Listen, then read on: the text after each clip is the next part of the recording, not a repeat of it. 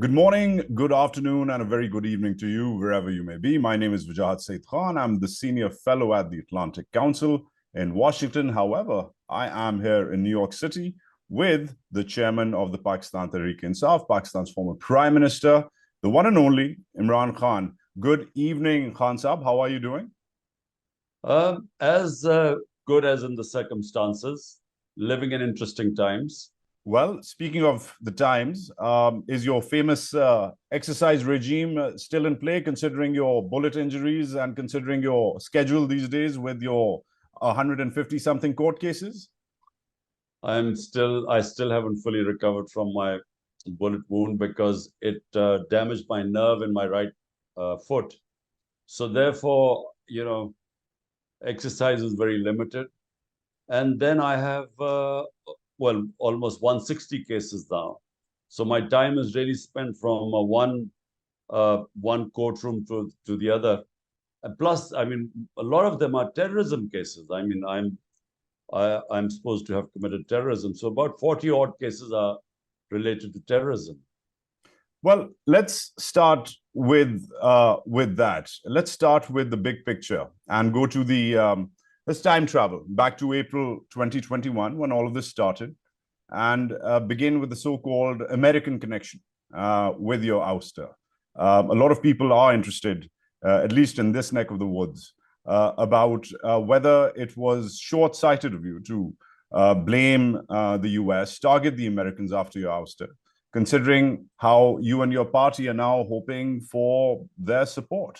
The State Department has just recently called you a private citizen and said that it's not going to comment on your status. I see you smiling, interestingly, but do you think it was short-sighted to really tick off the Americans, considering where you stand now regarding their support? Well, let's just break it up. First of all, the facts. What happened? I get a cipher. Cipher is this coded message from my ambassador in Washington. He sends me this coded message.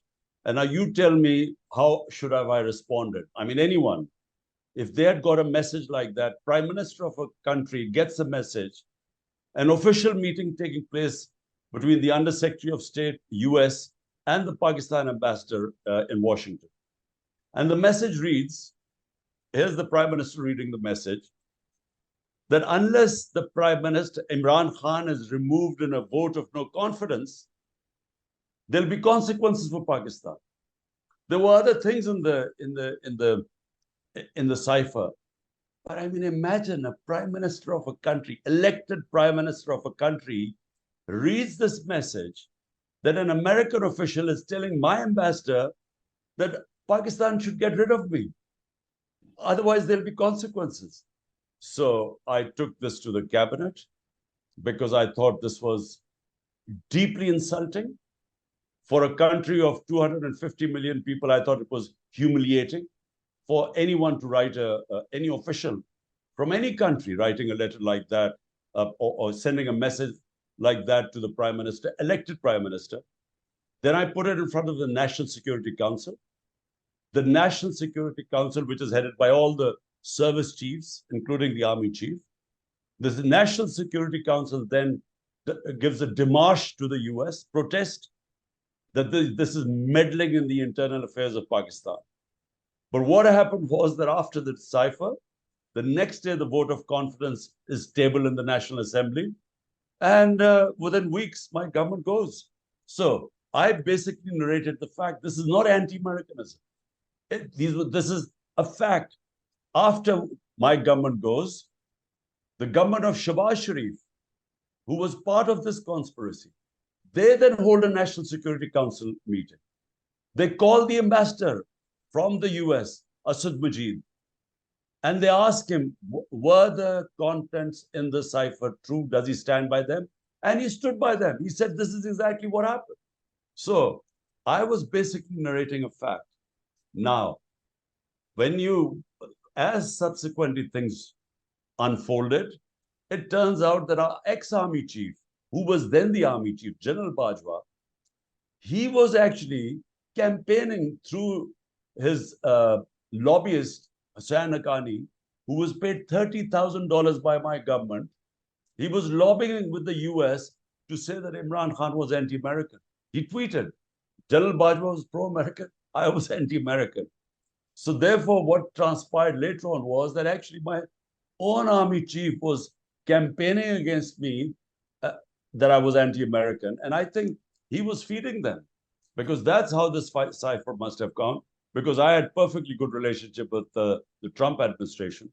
So, premised on that, I understand it's a long arc, it's a long narrative, but they say that your positions have been inconsistent. There was first, of course, the letter, then there wasn't a letter, then there was the cipher, which was then admonished by the ambassador himself, Asad Majid Khan. Then there was the Donald Lu connection, the threat by Donald Lu, so to say. Then there was, of course, you premising all of this after the vote confidence, saying this is because I said absolutely not to their drone bases. Then, of course, in all of this is compounded by you politicking, telling millions of Pakistanis almost on a nightly basis that there's a clear American conspiracy for regime change. Then comes the Haqqani connection, where you said that he's taken money and he's convinced all of Washington against me. Then you finally put it down in the court of Bajwa, General Bajwa, the former army chief. The question is then, I understand there was a lot happening. It was over months. But today, the positioning is quite simple. You said it's less the Americans, it's more Bajwa. That was not where you were a year ago, 14 months ago. And that has hurt your credibility, at least in this neck of the woods in Washington. So would you have done it differently? Well, look, Wajad, look, I use the word unfolded as things unfolded. At the time, this is first week of March, I received this cipher. And so I didn't immediately talk about the cipher because there was an OIC conference in Pakistan. And I didn't want this thing to break before the OIC conference, which was about 22nd or 3rd of March. And so therefore, after that, on the 28th of March, I first disclosed this.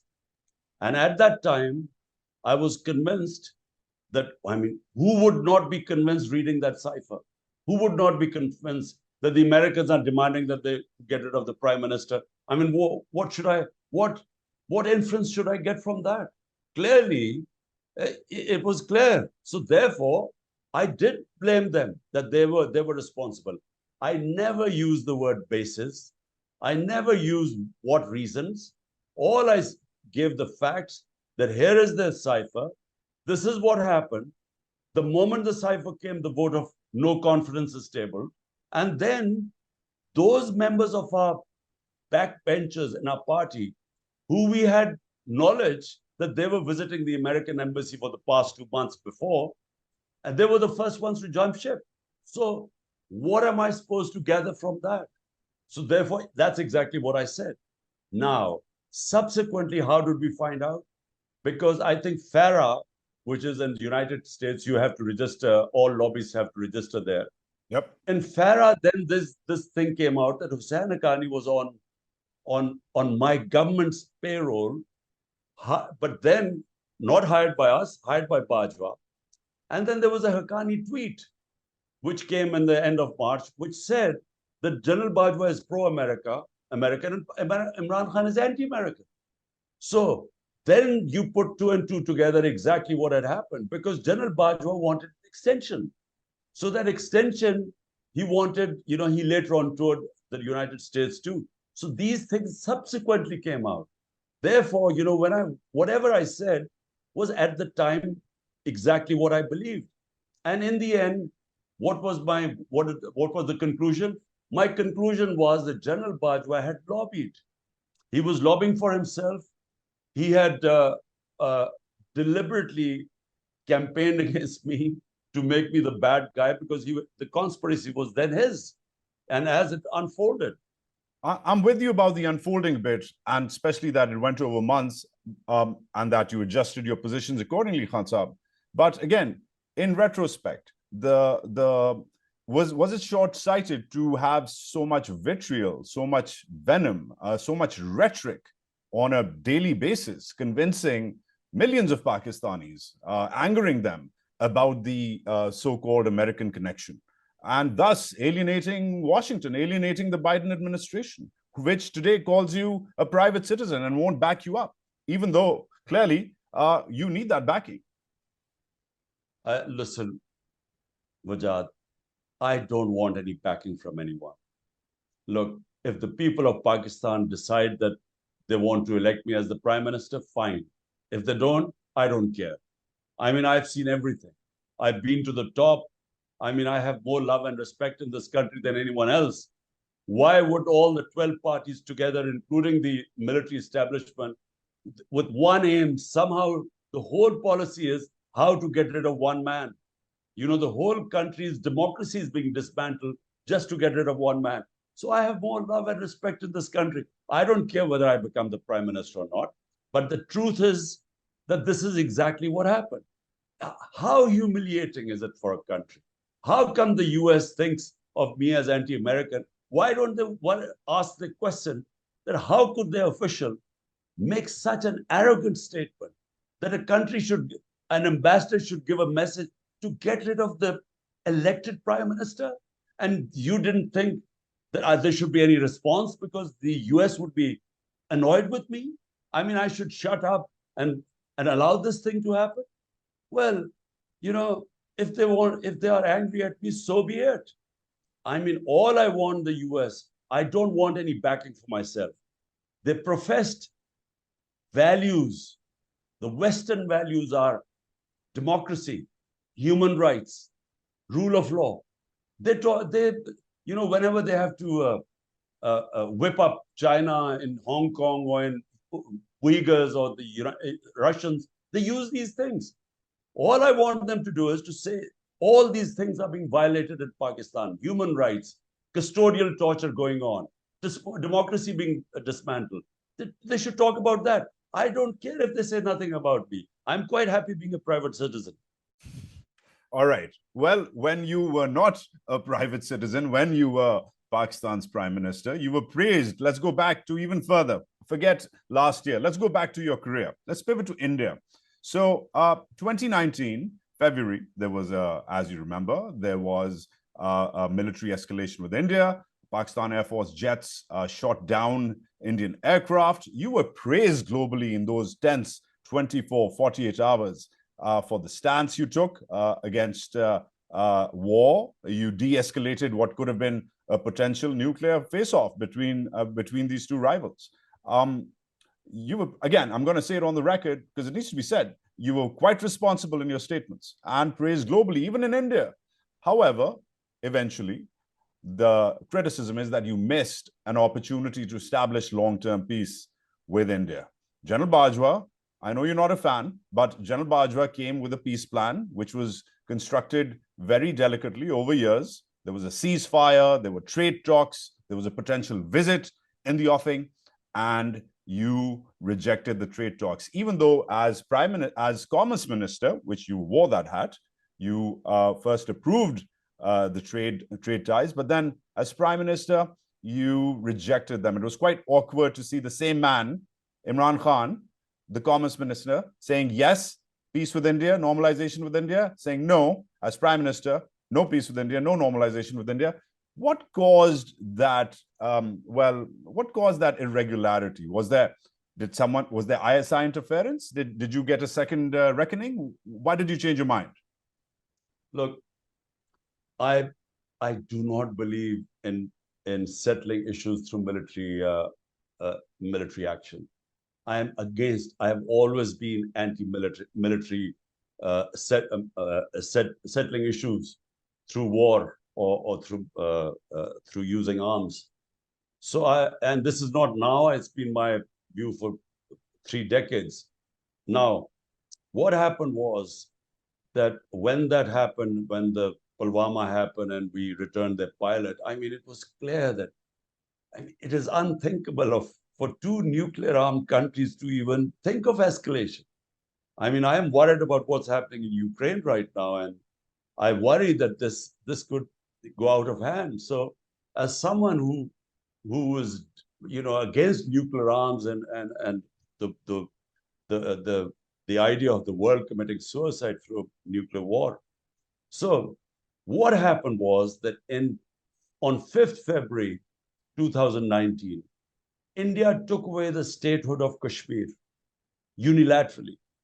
Now, we all know that there's a United Nations Security Council, not one, two resolutions on Kashmir, that Kashmir was a disputed territory between Pakistan and India. And through a plebiscite, it was to be decided, the people of Kashmir were supposed to decide. Now, that was the status. Suddenly, on 5th August 2019, India unilaterally got rid of that treaty and the UN resolutions and took away the statehood. So what were we supposed to do? 100,000 Kashmiris have been martyred in this in their quest for independence. And so what was Pakistan supposed to do? Accept the fait accompli, or actually stand with the people of Kashmir who had given such sacrifices? So that's what we decided. And the reason why our relationship, and by the way, I tried my best before then to improve our relationship with India. In fact, my first statement was, you come one step towards us, we'll come two towards you. I mean, I tried everything, but I came across this brick wall, and I realized it's something to do with the RSS BJP mentality, where they just want, they've cashed in on hostility with Pakistan. That's all. But frankly, it was never a question of being misled by anyone. And Bajwa, I don't know what he's talking about, because the idea which he was floating to me was that first India would give some concession, then we would invite them to Pakistan. The concession was that they would gradually steps, they would undo what they had done on 5th August. But that never happened. So it never moved forward. I don't know what he's talking about. So because Bajwa keeps shifting his positions. So what about the bit which your office did? Forget Bajwa. You accepted during all of this, during this potential breakthrough, when there was a ceasefire in place, when there was a visit by Prime Minister Modi in the offing, where you would have hosted him. I mean, if I may, Khan Saab, this is a Nobel Prize being presented to you. And here you are as Commerce Minister. You accept trade talks, and then a few days later, you reject your own trade talks. I'm trying to get to the bottom of, was it forces within the military? Was it the ISI? What did you get intelligence briefings from someone? What caused you to change your mind when you were almost there, along with your chief, in trying to repair ties, even convincing India to back off from Article 370? Look, I don't remember the trade talks. All I know is that there was this supposed to be a quid pro quo. India was supposed to give some concession, give some sort of a roadmap to Kashmir. And I was going to then host Narendra Modi in Pakistan. But it never materialized. So it never went further than that. So that's how it was. Speaking of that era as well, it was around the same time, now recent reports have emerged, that General Bajwa went public. At that time, he said it privately. I said it to a bunch of journalists, that Pakistan has lost military parity with India. Pakistan's tanks are rusted. Pakistan doesn't have the fuel to provide its forces to fight a war. And that's why peace with India is inevitable, because Pakistan can't keep up. You've seen this in recent news items. Did that intelligence, did that briefing from your Chief of Army Staff ever come to your office? Did he ever consult you or confront you with this data? Look, even if that was the case, for an army chief to make these statements is so ridiculous. What army chief makes these foolish statements? Even if it is the case. So, number one, yes, General Bajwa would make these statements, but I mean, for an army chief, he's basically saying that, he's basically saying we are just too weak. You never make such a statement. But more to the point, who wants war with India? I mean, why would we want war with India? Why would anyone want to see a confrontation between the two countries? The thing is, like two civilized countries, we should solve our issues through dialogue. And if we can't solve them through dialogue, we just keep talking. But war is never an option. So, firstly, war is not an option. Secondly, for army chief to keep saying that, we are basically, he says, I mean, to say, I can't imagine an army chief saying such a stupid thing as that. But you were not privy to it. He did not inform you of this lack of security preparedness vis-a-vis India. No, he used to talk about it frequently. All I'm saying is that why would he talk to journalists about this? This is supposed to be a secret. Would you disclose if you have a problem with another country and our problem is Kashmir? Would you make a statement like that if you're the army chief? No, you wouldn't say that. You would say we are ready to defend our country, even if you can't, but you would say that. So all I'm saying is, from an army chief to make a statement, I mean, what more can I say?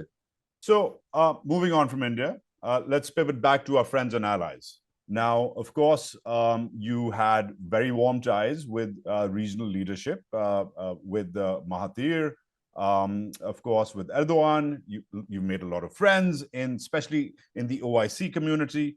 But two or three things. Firstly, they say that the moment Imran Khan lost the Americans was the day after the Taliban took over, when he went to a hotel in Islamabad and said, "Oh, the Afghans have broken the shackles of slavery."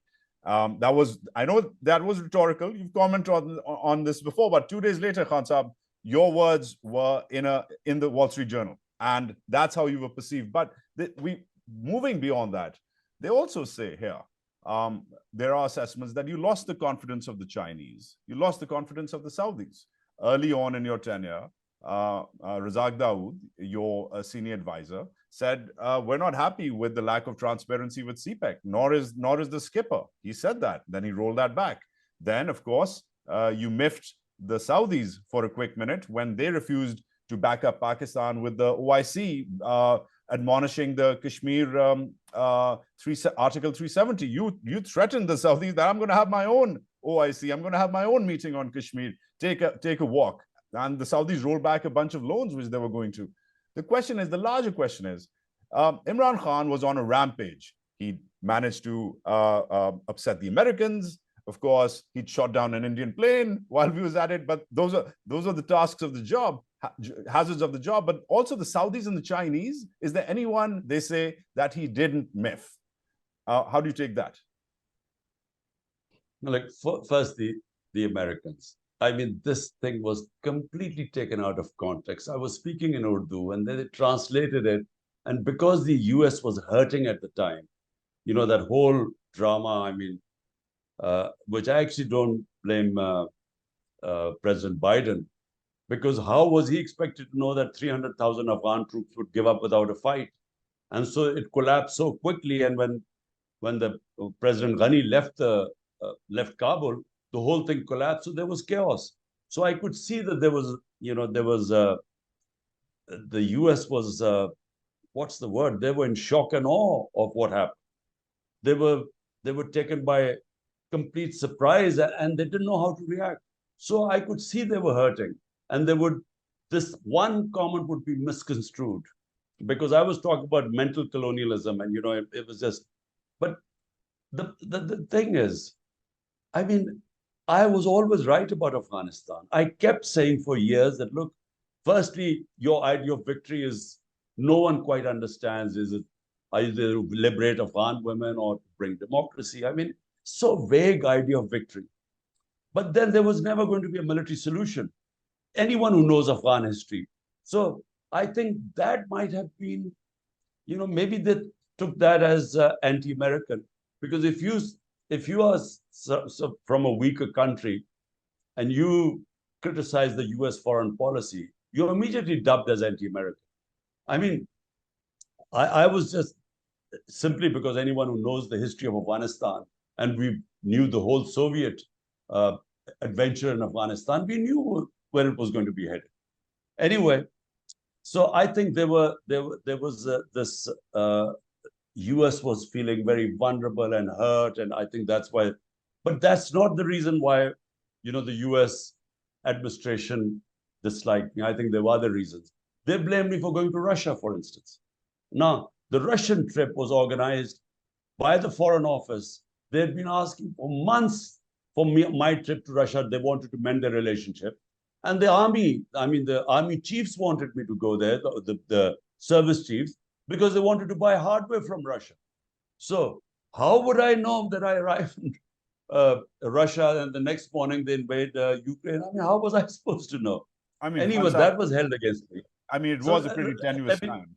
let me just clear. But this idea that Saudis were upset, Chinese were upset, I mean, it is so ridiculous. Who says so? Because my government, a vote of confidence came on the 7th or 8th of March. On the 20th or 21st of March, this was the second time Pakistan hosted a foreign ministers OIC meeting. Second time in 4 months. Before that, it was 14 or 15 years ago, Pakistan had hosted a meeting. A meeting of the OIC cannot take place without the Saudis agreeing. So why would they agree? Just before I'm leaving power, I have informed in 2 months, 3 months, 2 OIC meetings. And secondly, the Chinese foreign minister came as a special guest. Why would he come if the Chinese were not happy? So this whole myth that I had upset, who was behind this? Guess who was promoting these myths? Because compare the foreign policy in my time to what is happening right now, Pakistan today is totally isolated. I mean, it doesn't even feature anywhere. In our time, Pakistan was being taken seriously. And I'm telling you, this relationship between Iran and Saudi, I mean, on behest of MBS, Prince Salman, Mohammed bin Salman, I went to Iran to speak to them. To remember, there were tensions at the time. Some missile attack has taken place. So the Saudi prince sent me to Iran, and he sort of wanted me to, bring down the tensions. And so I played my part. So how is it? And even on Yemen, I mean, Yemen, we tried to sort of end this war and play our role in it. And this is because the Saudis and the Iranians asked us. So this idea that we were isolated, I'd upset friends, is just total nonsense. Right. Well, thanks for that. But the reports about your reservations about CPEC precede all of this. They go way back. The reports about you threatening a secondary meeting, an alternative meeting, when the Saudis didn't back you up on Kashmir after Article 370 via the OIC. You're right about the fact that you have hosted meetings, multiple meetings of the OIC. You did mend those fences. Yes, I will give you that. Eventually towards the end of your tenure. But in the early part of your tenure, they said he was just being a cowboy. He was shooting from all cylinders and just going all out. And that may have been why some of these people are quite silent today about what's going on with you, your party, and your country. Countries never interfere. I know I was in power for 3.5 years. I know that countries never interfere in other countries' businesses. Never. This hardly ever happens. Only thing they should talk about are human rights. But normally, I mean, it's just not done. I mean, unless it is a country which you don't have good relationship with. So the US would talk about, Hong Kong or Uyghurs. But, I mean, India, when they clearly violated international law in Kashmir and put them in a open prison, they basically put a curfew in prison in Kashmir. I mean, did any the big power, Western power, criticize India for it? No one said anything. So some UN human rights organizations spoke against it, but none of the Western countries said anything against India. Right, let's move on. Let's take it in house. We need to start wrapping up as well. But let's be introspective about the famous same page with the military, Khan Saab. There are dozens of examples of the same pagedness, as it was called famously, from giving the military so much space in the affairs of the country, to even, I would say, the highlight is really the General Bajwa's extension number one, and then number two, allowing Nawaz Sharif to leave the country. I'm assuming you've said this before, but I would like to hear you again. When did the same page change? When did the same page stop? When you were playing ball consistently, what was it that just the same page just ran out of space and you ran out of ink? What happened? Look, first of all, let's understand one thing. The military has been in power directly or indirectly for 75 years. So, let there be no illusion about this. So either they are directly in power or indirectly.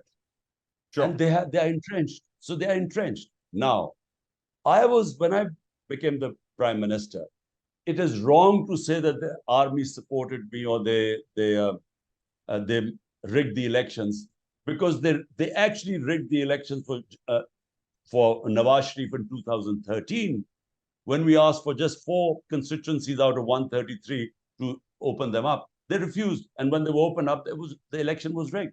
In our case, we offered for day one. I said, open the elections.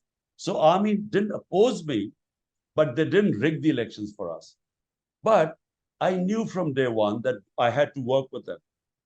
And so for a while, the working relationship with army means army chief, really.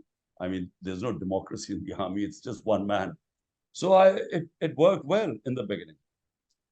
The problem started when I gave him the extension, and I admit it was the biggest blunder I made. I admit. And I was actually ambushed in this. I mean, it's a long story, but anyway.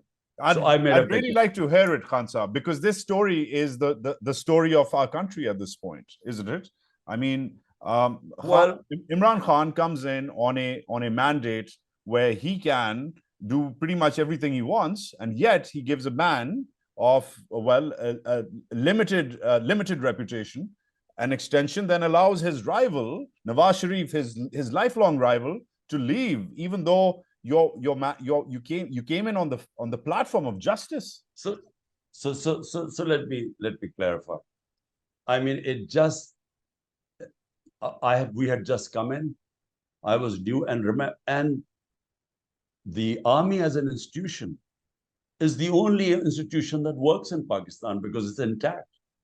All other institutions, when I took power, were in a terrible condition. I mean, they had been tampered with, politicized, they weren't working properly. So if you wanted things done, you got it done through the army. I mean, I'm talking about, say, for instance, COVID-19.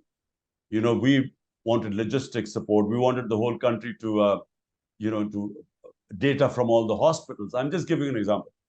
And the best way we could do was the army. It would immediately get us all the data. So in that sense, so it worked.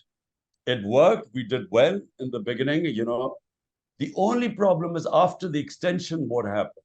There was a different General Bajwa. And the problem what I faced with him is that my whole platform was bringing the powerful under the law. So rule of law is what I started off 27 years back. And when I tried to bring the powerful under the law, I discovered that unless General Bajwa wanted it, I couldn't do it. So because NAB, the Accountability Bureau, was controlled by him. So we had no control over what was going on. All these guys who are now in the government, they would blame me for their corruption cases. But we inherited all the corruption cases. But Khan, so what was happening was, didn't you let the fox into the hen house? Let me first complete.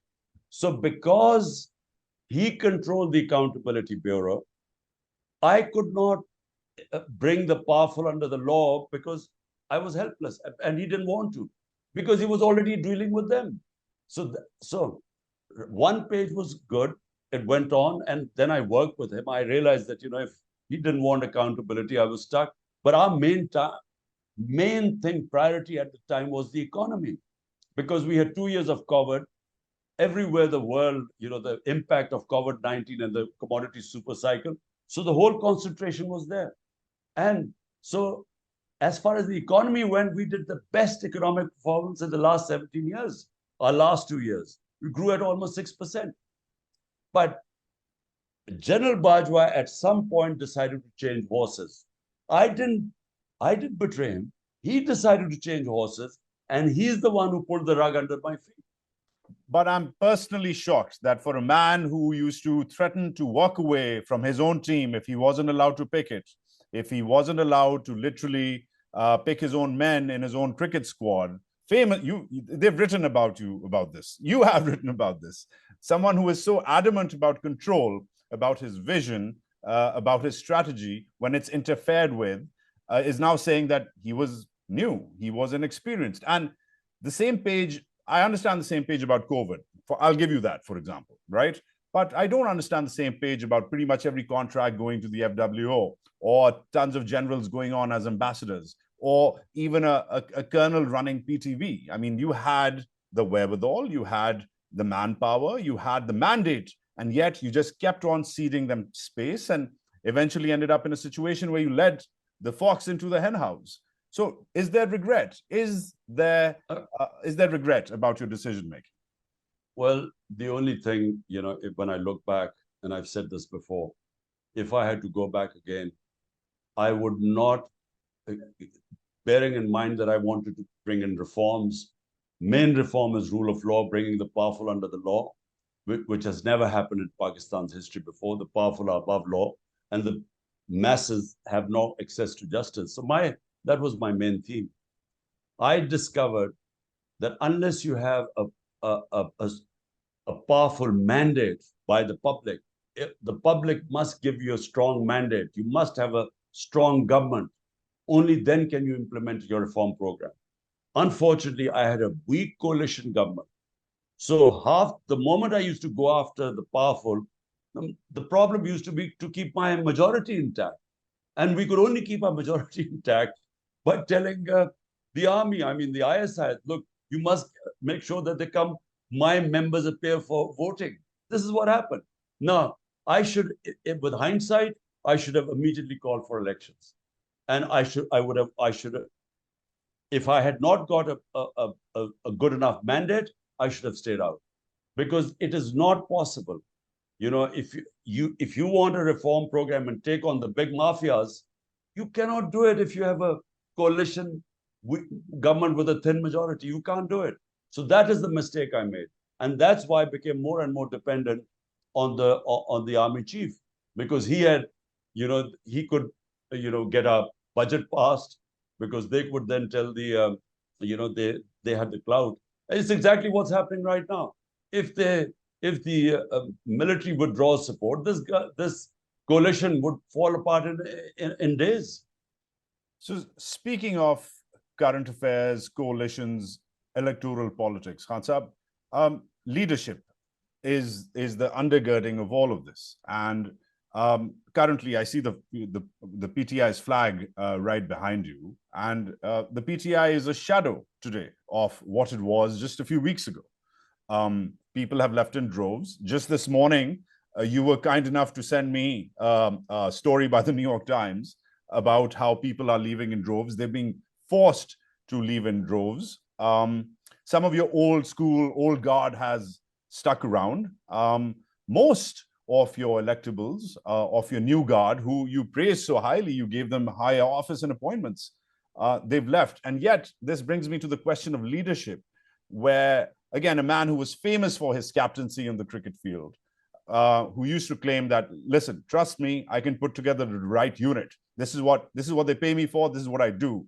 Today has been left by much of his unit, which then makes me compare the plight of the PTI today to the plight of, for example, the PML Noon in the late 90s, where they were under pressure too after a military coup, but nobody left Nawaz Sharif in the droves, in the mass exodus that we are seeing with the PTI. Does that say something about your captaincy and your leadership, or does that say something about the weak structure of the PTI? Let me first tell you exactly what happened, because I was in the opposition in 2002. The entire PMLN became PMLQ. So there were only 10 members left. What are you talking about? Nawaz Sharif was left by his entire party, which formed government under PMLQ. So, I mean, I'm just correcting you. Well, they went through a couple of years of jail, some of them, not like a couple of No, weeks in no, jail. it's not true. There were about five or 10 people who went to jail. This time, I mean, what people have gone through now, they've been thrown in jails and they've been shut in these small cells with a lot of people and death cells. I mean, their business have been destroyed. They've been warned. I mean, their families have been threatened. This has never happened in this country before. What the way they have been making people leave my party, it's unprecedented. But Vajat, my today PTI is stronger than ever in its history. PTI today is the strongest party in Pakistan's history. Why? Because PTI has the biggest vote bank. It doesn't matter if people leave you. If electables leave you, it doesn't matter. I'll just give you an example of Punjab. We gave almost 400 tickets in the Punjab election. Punjab is 60% of Pakistan, provincial. So I gave 400 tickets. You know, only 40 people have left. And do you know what about the rest? They're all hiding. None of them are staying in their houses. Their houses are broken in, the relatives are picked up, their businesses are shut.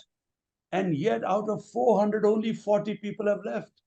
Why aren't they leaving? Because they all realize that the moment they leave the party, it's the end of their politics. Because the people in this country have never stood with any party as they stand with PTI today, which is why you have the whole government machinery, the whole intelligence agencies, all institutions, one point agenda, somehow to dismantle PTI, and they're failing because the vote bank is growing rather than the vote bank shrinking.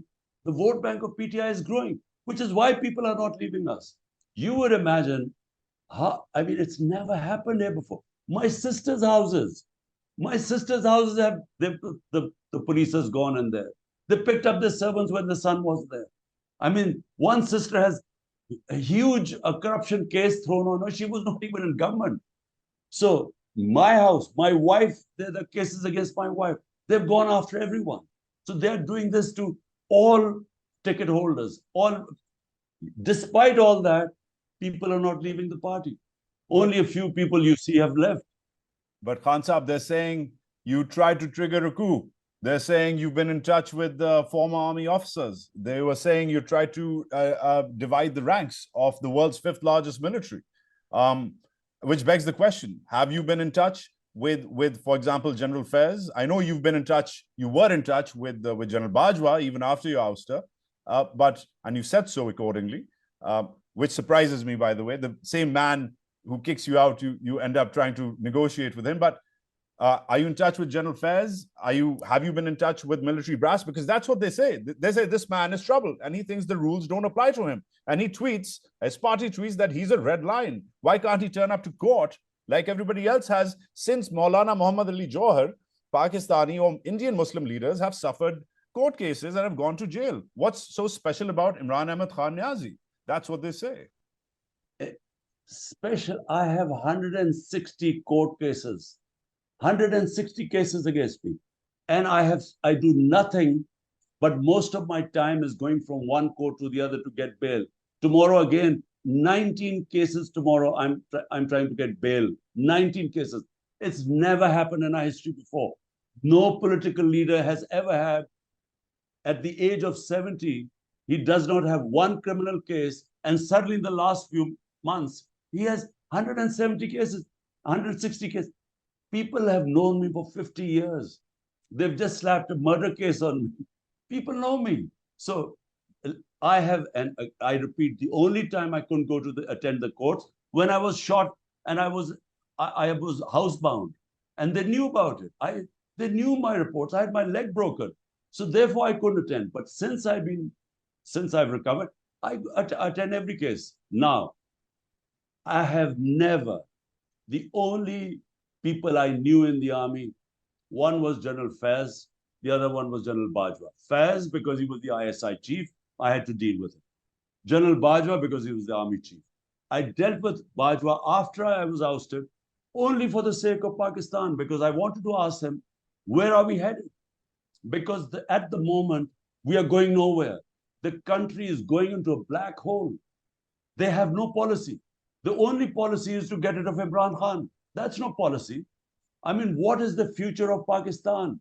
The reason I met General Bajwa was, look, the only way ahead are free and fair elections, which will bring political stability. And that then will bring economic stability. Right now, we have the worst economic indicators in our history. The country is going down. We are heading towards default. We already have 38% inflation. We're heading towards hyperinflation. So my talks with Bajwa were only for the country and trying to make him understand that unless you have elections, you will not have political stability. General Faz, I might have spoken to him 3 times since I left government and since he was not the army chief. The ISI chief. This is all nonsense. They are just trying to get rid of me because for some reason, the current army chief has decided that whatever happens, I cannot come into power. So they're throwing all these things on me. I'm going to be their army court, these military courts. The reason why these military courts have been set up is to try me, because in civil courts, there's no way any of these bogus cases can throw me in jail. So that's why all this is going on. These conspiracy theories. I don't know anyone in the army.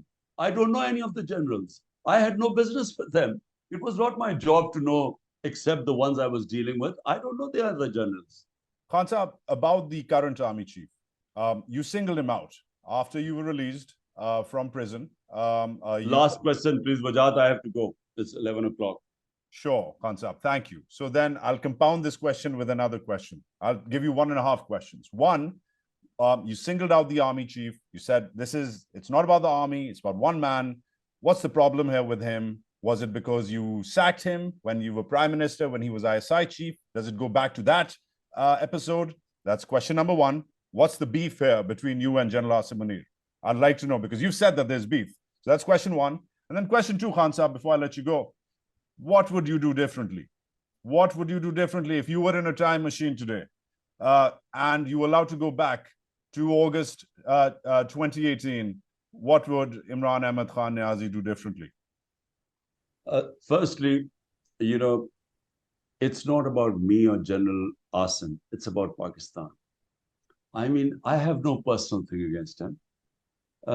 He clearly has something. I don't know, which is why I offered to meet and hold dialogue. And not now. Since he came to power, since he became the army chief, I have been since then saying that, look, it's about Pakistan. It's not about us. So I need to understand why this whole country is on. There's only one mission: get rid of Imran. He should not come into power. So what alternative have they got? If maybe he can convince me that I'm so bad for the country, but there is some other plan which will be good for the country. At the moment, there is no other plan. There's only one plan. So that's why I wanted to meet him. And remember, it's not about us. It's not whether I like him or he likes me. It's about the country. And the country is going down rapidly. People are losing hope in the country. Almost 1 million professionals, quality people have left the country in the last few months. There's a flight of capital, so that's my point. But I must interject. Why did you fire him when he was ISI chief, Khan Saab? What happened? There were issues. I had issues with him, and so therefore, I couldn't work with him. But that's in the past. I have no issue with him. I think right now it's not about personal likes and dislikes. It's about the country. Now, secondly, if I had to go back again to 2018, I would have called for elections. I would have, I would have dissolved the parliament and gone for general elections again, and only taken power. When you were asked for an extension at that point, when would you have asked for elections again? I'm just trying to figure out. No, straightforward, straight away. Had I known how difficult it was to implement your program, we inherited the biggest current account deficit in our history. So the country was bankrupt. So we inherited 2 big deficits, the fiscal deficit and the current account deficit. So the economy was in shambles. And we were the first time in government. And here I had this ambitious program of rule of law to bringing the mafias under control.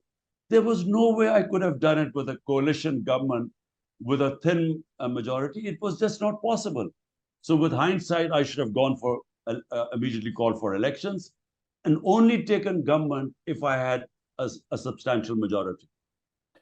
And moving on this week, you are faced with a lot of court charges. You're going to Islamabad, you're going to Balochistan, a sensitive area, an insecure area. Do you still fear that you might be targeted, your life might be targeted, Imran Khan? Yes, I do. Well, the government, I mean, the interior minister has said my life is in danger. I mean, he said from foreign agencies, but actually it's the government itself there were two assassination attempts on me. One was on the 3rd of November last year. One was on 18th of March in Islamabad. So will there be another one? I think there's a strong possibility because they would imagine that even if I'm put in jail, which I have I just know that in the next 2 weeks they'll find some way to put me in jail. So they would worry that even if I'm in jail, my party would still win. So I think they'd be thinking of the final solution. So I'm prepared. I'm sorry. That anything could happen. Imran, did you just say that you're mentally prepared to be killed? Is that what you just said to me? No, I'm mentally prepared that anything could happen. I mean, someone who's faced 2 assassination attempts is going to be prepared that, there's a possibility because the reasons are still there when they tried to kill me twice before. The reason is that the party is popular and will win the next election. So as long as that reason is there, they could try again. So in that sense, mentally, I mean, I have overcome the fear of dying. I feel that, I should be prepared for everything. But jail, I know in the next 2 weeks, they'll put me in jail because there are so many cases. All they have to do is cancel one bail and I'll be inside. Imran Ahmed, okay, good luck. Thank you, sir, for your time. Thank you. Stay safe. Thank you.